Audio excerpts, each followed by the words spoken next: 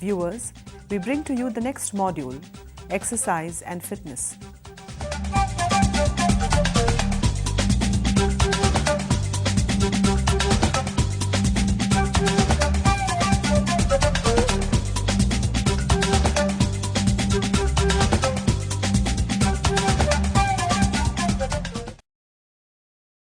Modern man created equipment and gadgets to do away with physical activity. He then went ahead and created more equipment and gadgets on which to practice physical activity and exercise. Ironic, isn't it now? While ancient man, a few generations ago, had physical activity as a part of his daily life, we in fact have simplified life to the point where there is no physical activity whatsoever in our life. Viewers, we bring to you the next module, Exercise and Fitness. Here, Professor Adrian Kennedy will correlate the various exercise systems from various cultures. Tai Chi from the East, we have calisthenics and aerobics from the West, the ancient system of yoga from India itself. He also correlates the virtues of exercise with disease management and brings to you a demonstration using his two coaches, Coach Adhikari and Yogacharya Zarina. There are several aspects to good health. Nutrition is one aspect, exercise is another, management of stress is another, avoiding dependencies like alcohol and smoking, and even safety. These are all important aspects of good health. But if I were to ask what is more important, I might perhaps emphasize on exercise. Now, when you exercise, you use energy. That's obvious. You are using energy from body fat, and therefore you reduce body weight. When you reduce body weight, you reduce obesity. When you reduce obesity, you reduce all the diseases related to obesity. Research has indicated that individuals who exercise will not only live longer, but will also protect themselves from disease. If that is the case, how do we exercise? What are the important components of exercise? Even while there are several components of exercise, I would like to emphasize 2 or 3 of these.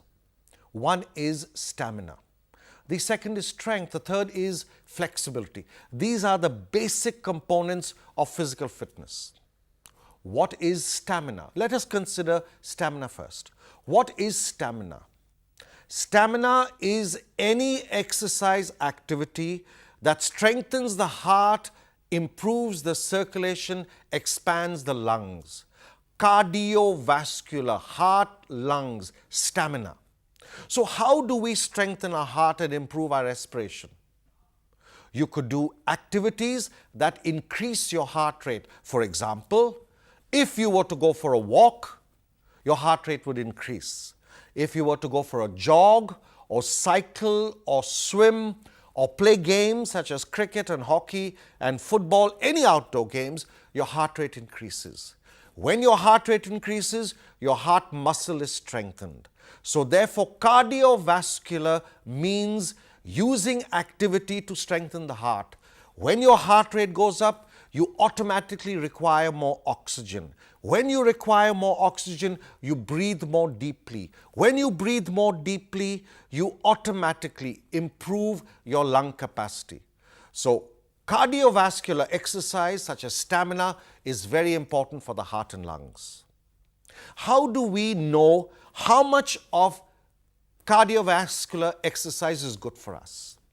It goes basically according to your heart rate. The younger you are, the more intensely you can exercise. The older you are, the more moderate exercises are prescribed. For example, when you go for a walk, your heart rate will go to 120 beats a minute. Now, this is excellent for older age people. What is older age? Maybe above the age of 60 is now considered old age. Anything less than 60 is middle-aged.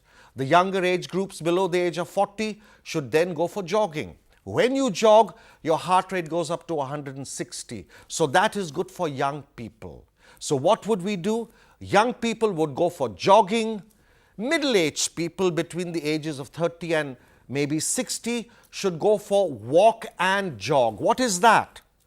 You walk for, say, about 5 minutes, then you jog for 5 minutes. Walk for 5 minutes, jog for 5 minutes. Do this about for half an hour. So that is a walk-jog. Older people above the age of 60 and 70 can do brisk walking.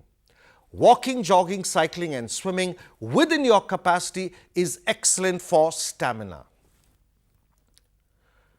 We then come to strength. There are two aspects to strength. You could use different methods to improve your strength. For example, you could use isometrics. What is an isometric? An isometric exercise is an exercise in which there is no body movement. You may wonder, how can I do an exercise without body movement? For example, if you are lying in bed and sick in hospital, you can do an exercise program in the hospital. This was isometric. But more precisely defined, isometric is an exercise in which the muscles go against an immovable resistance. Not a very popular form of exercise and preferably done or prescribed by doctors to individual patients who are ill. For those of us who are not ill, the normal man on the street, you and I, how can we improve our strength? There are two methods. You could use the calisthenic method. Calisthenic is where you improve your strength by using your own body weight. Weight training or gym exercises is where you strengthen your body by working in a gymnasium, by adding additional weight to the body in order to do exercise. Now, remember, there are 600 muscles in the human body. How do you strengthen 600 muscles? Keep in mind that we all have time constraints. Certainly, it is not possible to strengthen 600 muscles if you take each of these muscles separately. So why not take the muscles in groups? For example, upper body, middle body or lower body. That's one way of looking at it. The other way you can look at it is upper body comprises the muscles of the arms, shoulders, chest and upper back. Middle body would comprise the abdomen and back. Lower body would comprise the thighs and the calf. So what exercises would we do in order to strengthen the body? You could do the push-up. The push-up will strengthen the arms, the chest, the shoulders and the back. In case you are a lady or in case you are unable and old perhaps, you could do the modified push-up, in which you have more contact with the ground and less resistance in the arms. Then you could do the sit-up if you are young or the modified sit-up if you are old. The sit-up will strengthen the abdomen. We then move to the back. For the back, you can do the back raise, which is exactly the opposite of the sit-up. Then you could do the squat. The squat will strengthen the thighs. And then you could do the calf raise. The calf raise will strengthen the calves. So you have just 4 or 5 exercises and the entire body taken care of. Some of us may have access to gymnasiums. In gymnasiums, you have what is known as weight training equipment, a barbell or a dumbbell or a machine, for example. You could use exactly the same machines for strengthening the muscles. You could do, for example, a shoulder press. This will strengthen not only your arms, but also your shoulders. You could use a bench press. The bench press will strengthen your chest and also the arms. You could use the dumbbell curl or the barbell curl. This will strengthen your forearm and the bicep, the entire arm. Then, of course, you could do, as usual, the back hyperextension for the back and the abdominal sit-up for the abdomen. Then you could do the squat. Use a barbell on your back and do the squat. And then you could use the calf raise. What is the benefit of doing exercises with weights? The benefit is the more you load the muscle, the stronger the muscle gets in a shorter amount of time.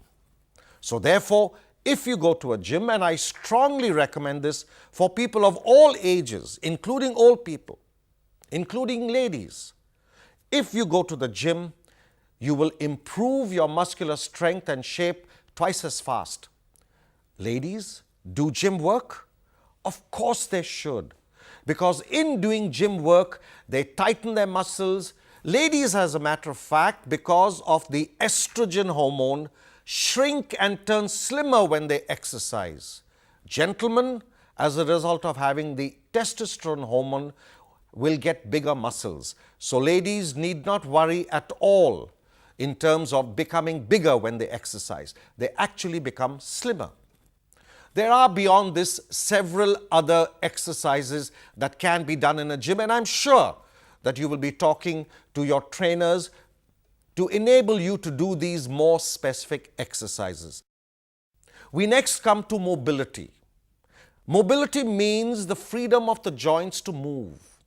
37% of our population will have back ailments and arthritis and spondylosis and even osteoporosis.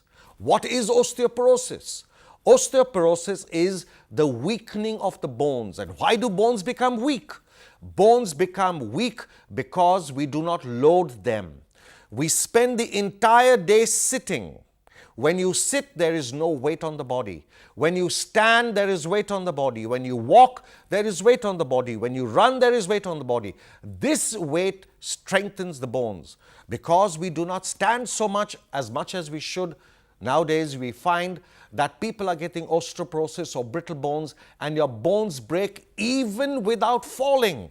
Now, this is a dangerous trend. How do we improve our mobility? You improve mobility by doing joint movements.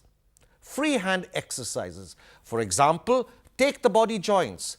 A neck rotation for the neck, shoulder rotation for the shoulders, elbow rotations, the elbow bends for the elbows, wrist rotations for the wrist, finger exercises for the fingers. Remember that 50% of the body's joints are contained below the wrist and below the ankle. So it is important to move these joints. We then come to the spine. You can twist your spine as a spinal twist. You can bend your spine sideways as a sine bend.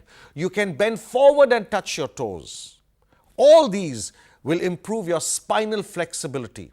Now, in case you have back problems, you may not want to bend forward. You can then bend backwards. Bending backwards will improve your flexibility and will cause you no spinal discomfort.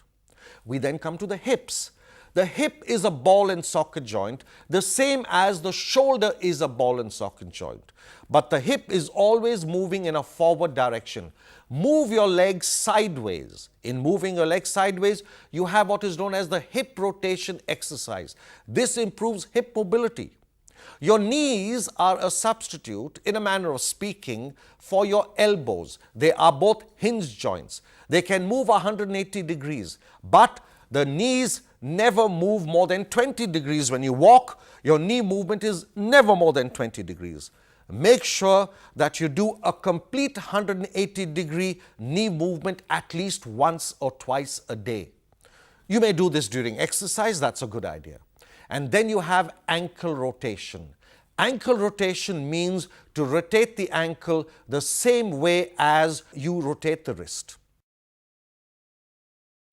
We have spoken about strengthening the muscles, we have spoken about mobility. There is another excellent way to improve mobility But this excellent method is not only good for flexibility and mobility, it is also good for the entire internal organs. It is India's very own yoga exercises. Yoga is an excellent form of exercise. It not only benefits the external body, but also benefits the internal body. However, yoga will need to be learned through a guru or through a teacher. It takes time to learn this. All Western methods of exercise, especially mobility and freehand exercises, can be done within minutes. A yoga session would start with the Surya Namaskara or the pranayama, and then you would do the Ardha Halasana. The Ardha Halasana or leg lift, half leg lift, will benefit not only the muscles of the leg, the muscles of the abdomen, but all the abdominal region, including the sexual organs and the digestive tract. You could then move to the Sarbhangasana. The Sarbhangasana is also known as the shoulder stand. This is an inverted posture. It will improve your circulation. It will increase the blood flow to the brain. It will activate the thyroid, which means it will activate your metabolism. You could then move to the Halasana. The Halasana or the Hal pose, the plow pose. The plow pose is important not only for the thyroid gland, which is contained in the neck, not only for the spine, but also for extending the legs and stretching the muscles. You would then go into an opposite position, and that is the Matsyasana. The Matsyasana is an exercise that is referred to as the fish pose. The fish pose is expanding the chest. It will improve respiration. It will improve the intercostal muscles of the lungs. It will improve your entire breathing. We then have the Bhujangasana. The Bhujangasana is known as the cobra pose. This is extremely good for the lower back. It stretches the entire abdomen. It benefits the kidneys. It benefits the thyroid. The Salabhasana is the locust pose. You lie on your stomach and you raise your leg. Now this strengthens the lower back. It strengthens the entire muscles of the abdomen and back region. You then move on to the Dhanurasana. The Dhanurasana is the bow pose. It is stretching the entire back from the opposite side. It strengthens the back so that you do not have any back ailments. The opposite of the Dhanurasana is the Naukasana or the boat pose. The Naukasana would strengthen the abdomen. The Bakrasana is a good exercise to do, a good yogasana to do. This is the spinal twist. It improves not only the spine and the nervous system, it improves the entire digestive tract. It massages the internal digestive tract, the pancreas, the duodenum, the large intestine, the small intestine, everything connected to digestion. And then you have the Paschimottanasana or the toe touch. Stretches the spine, compresses the entire digestive tract, and is beneficial to all the organs of the reproductive tract. No yoga program is complete without the pranayama. You could do the Bhastrika, you could do Kapalbhati, or you could do Anulom Vilom. Anulom Vilom is an easy alternate nostril breathing. You breathe in through one nostril and breathe out of the other nostril. Not only does this purify your blood, it relaxes the brain, it brings down the brain waves, it releases endorphins in the body. In between asanas, unlike Western exercises where you exercise and increase the heart rate, in yoga, in between asanas, we reduce the heart rate. How do you reduce the heart rate? You reduce the heart rate by doing the Shavasana. What is the Shavasana? The Shavasana is to lie down like a corpse. It is the primary meditative pose. You lie down like a corpse and relax the entire body, bring your heart rate back to normal and bring your breathing back to normal. So what systems of exercise have we spoken about?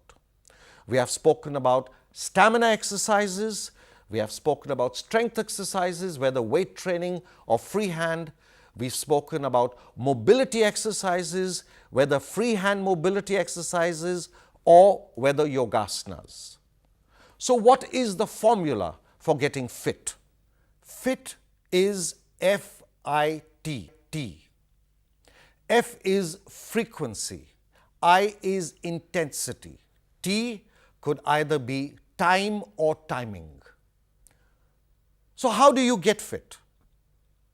What is frequency? Frequency is how often should I exercise? Exercise is like sleep and food. You must do it every day. The minimum exercise is 6 days a week. Many people cut it down to 3 days. You may cut it down to 3 days if you do intense exercise activity. But low-level, comfortable fitness type activities such as walking, etc. should be done 6 days a week. So frequency of exercise is 6 days a week. We then come to intensity. How intensely should we exercise? The younger you are, the more intensely you exercise. The older you are, the more moderately you should exercise. How do you judge intensity? In terms of stamina, you judge intensity by breathing. For example, I go for a jog. I will stop jogging when I am breathless. Or I go for a walk. If I cannot speak comfortably while walking, or I cannot breathe comfortably while walking, it means my intensity is too high. I should slow down. Older people above the age of 60 are advised to exercise moderately yet completely. Younger individuals must be fearless in exercise, and they must exercise intensely. As far as stamina is concerned, we calculate this by our breath, as I've mentioned. As far as mobility and strength are concerned, we calculate this by repetitions. What is the intensity with which a young individual exercises? 10 repetitions of any exercise into 3 sets, which means 30 repetitions. What are the repetitions for an older person? For example, how many repetitions of a push-up should an older person do? Not more than 10. So older people should do 10 repetitions of a movement. Younger people may go up to 30 repetitions. It serves no purpose going beyond 30, and going less than 10 will not give you the benefit that you require. So that is intensity. We now come to time. How long should we exercise? Your exercise timing minimum should be half an hour, because this then allows the heart to be exercised completely. So the minimum time for exercise for anyone is a half hour. The maximum time is 1 hour.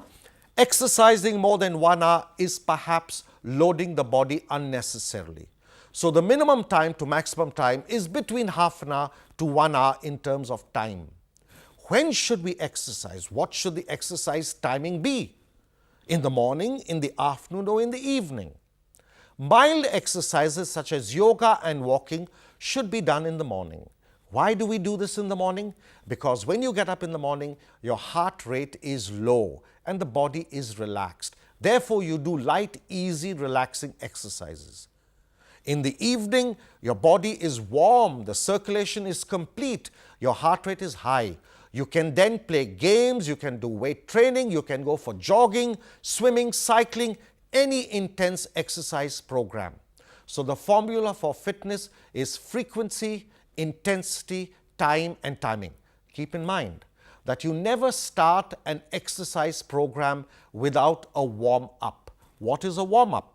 A warm-up is where you improve the circulation of the body by doing light exercises. For example, I want to go for a jog. I will first start with a walk. I want to go for a walk. I will first start with some stretching exercises. Anything that brings the body up to a higher level of function, and then exercise. What happens if you exercise without a warm-up? It is possible that you could get a cramp. It is possible that you may not feel comfortable. The same way, when you end an exercise program, always end with a cool down. What is a cool down? A cool down is, since you are breathing heavily, you breathe slowly. You do some light breathing exercises, a few easy stretch. This is known as a cool down. A few safety suggestions. It is important that you exercise safely. And there are a few thoughts. Number one, if you are below the age of 40, you may exercise comfortably. Start slowly and then exercise to intensity over a period of 6 weeks, which means that you reach your level of optimal exercises after gradually increasing your exercise. If you are above the age of 40, it is better to take your doctor's advice before exercising. Remember that there are many ailments like hypertension and diabetes that are silent. You may not know you have these ailments, arthritis. You may not know what you should do. So older individuals must most certainly take their doctor's advice. So the three safety suggestions are: one, if you are beyond the age of 40, you must have a brief medical check before you exercise. Below the age of 40, start your exercise program gradually. Everyone must start the exercise program with a warm-up and end with a cool down. One last thought. When you exercise, you are able to overcome your genetic cardiac risk factor, which means that if you are born with a family history of exercise, with a family history of cardiac problems, exercise can reverse your genetic syndrome. If in your lifetime you do not have a heart attack, you will then pass on the positive exercise gene to your children, and they will be protected against the heart attack. So exercise is beneficial to the entire body. Of all the various health aspects, friends, whether it is nutrition or management of stress, the one important factor that I would suggest that you should not neglect is exercise. Thank you. So viewers, exercise for beauty, exercise for youth, and exercise for health. What then are we waiting for? Let's hit the track. Let's make sure that we exercise slow, safe, but sure.